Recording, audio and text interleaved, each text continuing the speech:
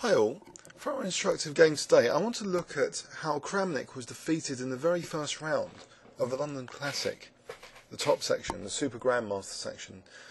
And this was being relayed, there were relays around the place and it was a really exciting venue.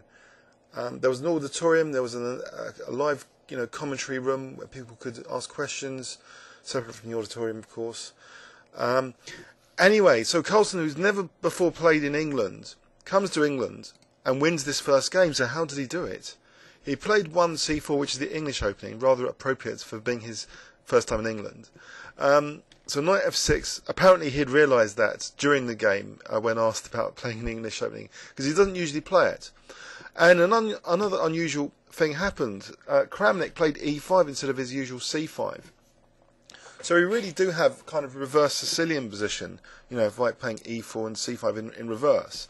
But the tempo difference makes a big difference actually to the nature of the positions. So we have knight f3, knight c6, kind of 4 knights. Now g3, a kind of reverse dragon. But black's not really going to, play for castling queenside in this position. It's not common. Although someone once did play it against me with a good result, that you can actually play for like d5 and bishop e6, f6, queen d7 and castle queenside. It's kind of Yugoslav in reverse. But in this game, the idea of d5 is actually just to put the knight back on b6 and to still castle kingside. And Carlsen is very careful not to move his d pawn. He's just moving his pawn to b4 at the moment, allowing the seemingly powerful bishop e6, which if combined with a5 and a4 might actually put a grip on these light squares. But Carlsen knows exactly what he's doing. He still doesn't play too routinely. He doesn't play either the d pawn or the bishop to b2. What he actually plays is rook b1. And now there is a real threat of b5, because before it's not really on here, b5, because of this move, knight d4, and this is all theory. Because if knight takes e5, it's a tactical disaster with bishop b3, and then knight c2. So Carlsen, by playing rook b1, he's renewing the threat really of b5, and knight takes e5. So black plays f6 to support e5 now. Now Carlsen finally commits his d pawn, so there might be a threat by black at some point of using e4 to chase the knight. But alternatively, the knight's also comfortably sitting on e4 now as well. So it's a move which also gives potential for the bishop to go to e3, but really it wants to go to b2 usually in this type of position.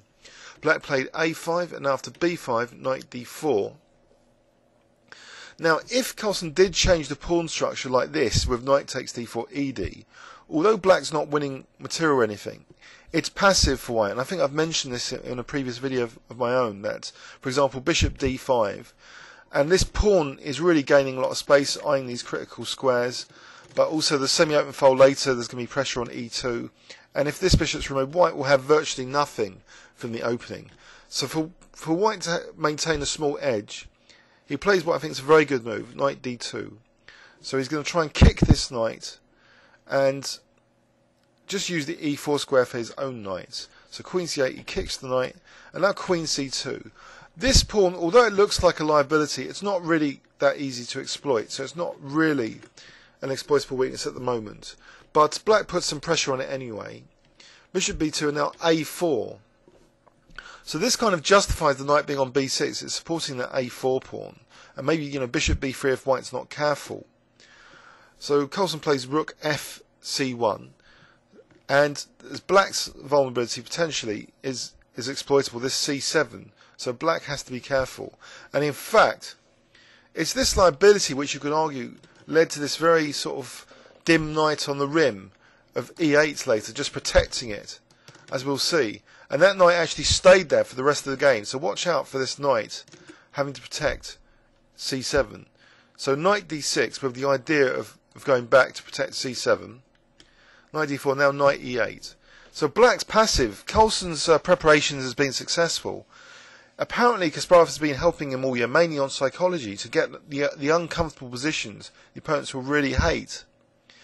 Now, it seems to have worked to treat, and one of black's potential sources of counterplay maybe is bishop h3 later. But look at this bishop as well, and this bishop. Potentially, white wants to really break down this diagonal in particular now. But to do so, he wants to first protect a few of these squares on the king side. And unfortunately in this game, there's actually a Magnus Carlsen interview about it, which I really recommend you have a look at. It's on the London Chess Classic site. And he puts a few comments to these moves, like Queen E2, with the idea in some lines of just Queen F1 and then H3 if the bishop went to G3. So it's protecting a few key squares. I think it's now sort of preparing actually F4 to try and break down this wall of pawns to black's king potentially.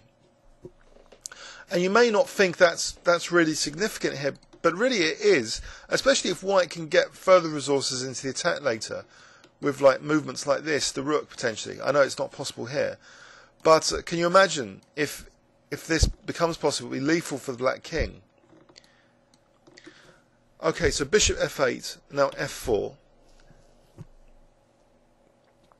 And funny enough, I think J. Roby Chess has done a video just very recently about a pincer attack.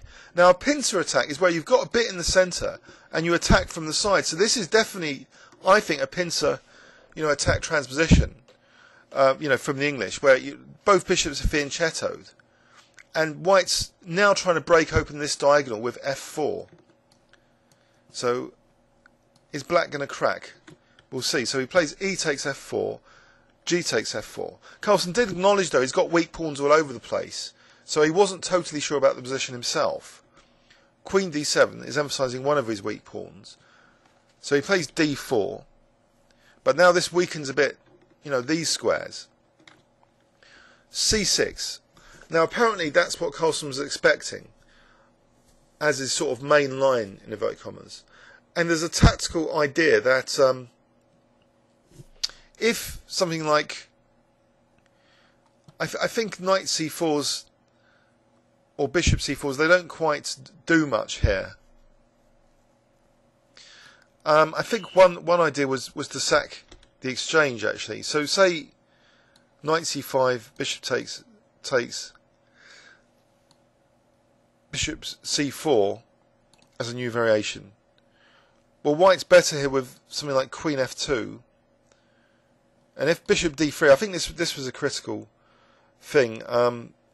Then like taking here and just taking here, just sacking the exchange, it's going to be a lot of compensation. Well, there's two pieces of the rook. This is obviously not it. This is not the critical thing, but this position still favours white. So black really can't infiltrate on the light squares at the moment. He has to be very careful. So what he played, actually, after D4, C6, so knight C5 did happen, takes, pardon me, and now he played knight C4. Now Carlsen simply played rook D1, so he's avoiding any infiltrations by black, which he was concerned about.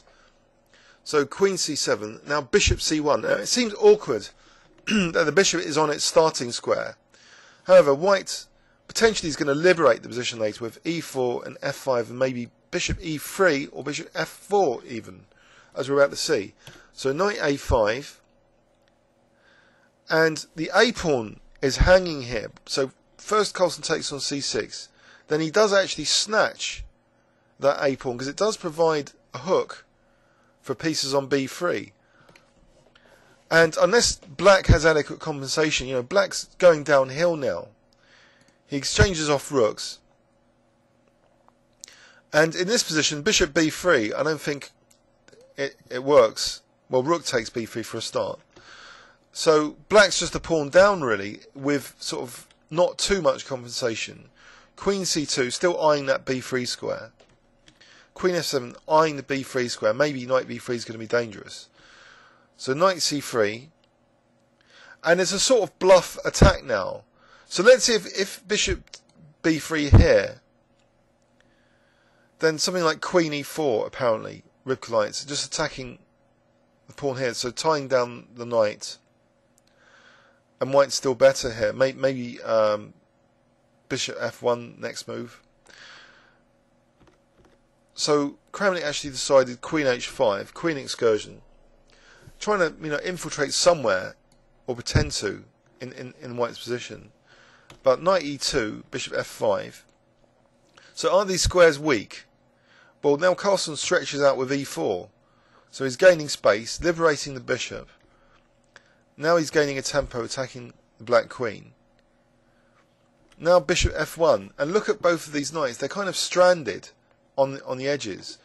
But in particular, this knight coming to c7 is now stopped with this next idea coming up. After queen c3, rook a8, tying down the black rook.